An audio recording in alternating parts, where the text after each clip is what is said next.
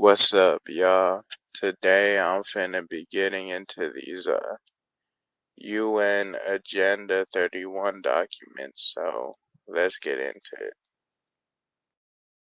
Now, I want to start off with this image because it's interesting. Not only do you see the circle spiral with the rainbow pattern, but it says transforming the world. And the reason I find that kind of interesting is because LGBT and how they're associated with transgender, and they have the little flag with all the colors. And I've heard a lot about the colors, about what they represent, the chakras and energy and all of that. So I think there's definitely some symbolism behind those colors, if maybe someone could help me out with that. But anyway, let's get into the main sort of topics of what I want to talk about. And that is basically, the whole goal of what Agenda 31 is. And it starts off like this. The agenda is a plan of action for people, planet, and prosperity. It also seeks to strengthen the universal peace and larger freedom. Now, notice it talks about planet and universal freedom. This is code word for they want a one world system. Now, why would they want this one world system? Basically, it's a global form of communism, and I'll show you what I mean by that. The quote then goes on to say, "We recognize that eradicating poverty in all forms and dimensions, including extreme poverty, is the greatest global challenge and an indispensable requirement for sustainable development." Basically, that means that they want to be able to control everyone's wages and make sure that everyone gets an equal pay. Communism. And just to show you the scope, let me read this. All countries and all stakeholders acting in collaborative partnership will implement this plan. Do you hear that? All countries and all stakeholders. That means that this isn't just one country, this isn't just the UN, they want to get all places involved. And that's why this really is hinting towards a new world order. Because, look, we are resolved to free the human race from the tyranny of poverty and want to heal and secure our planet.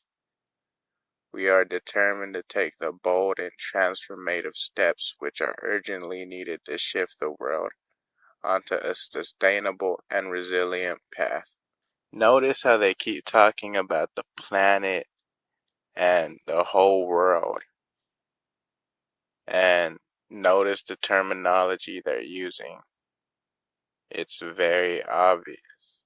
It then goes on to say, as we embark on this journey, no one will be left behind. What was I saying? The whole world. They want everybody.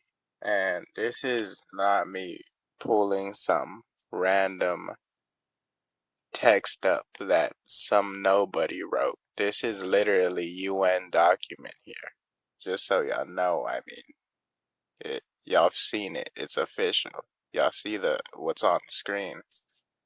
These people, lots of the stuff that's going on now, the reason I'm trying to really get into these documents, is because they predicted a lot of what's like happening now, especially with the economy and the weather, and that should tell you something. that maybe you should really look into these documents if you want to understand what might be occurring in the future. And so you could understand what maybe is going on around you, not being too confused about it. And there is actually a lot that I saw, and it's coming to the light basically. So yeah, let's get into the documents more. As you can see, what I'm showing you are the 3 P's, which you can look at the P and you can turn it upside down and you can get 666, or you can look at it just how it is and you can get 999. Either way, the 3 P's: people, prosperity, and planet. And like I said, worldwide control of prosperity. That's what they're saying. Global control of prosperity and people. That's all they're saying. It's communism. One world, oh my God, one world order. New world order, one world government, one world economy. Now, I went to school around the 2000s.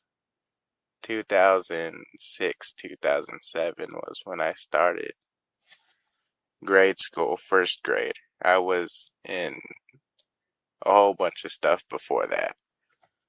But I would always notice certain things in the textbooks that would always have this certain agenda behind it. And it was always like universalism and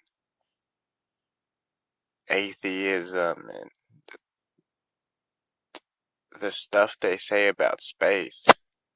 And at the time, it would confuse me. I'd be like, this stuff looks kind of familiar. There's a certain little thing to it. And now that I've grown up and I understand it all, I realize that they were indoctrinating us with the symbolism that will pop up during the Great Tribulation.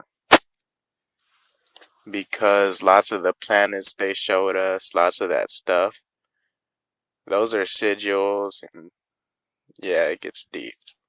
So yeah, I thought I'd cover that a little bit, and I'll cover it some more because this is a long document. And I was just really trying to show y'all right now about how it hints towards globalism and global control of population and money. I can be out here for a minute talking, but I've already got an 8-minute video, and it's a pain in the ass to upload anything really long, to be honest. A real pain in the ass, so yeah. Catch y'all next video.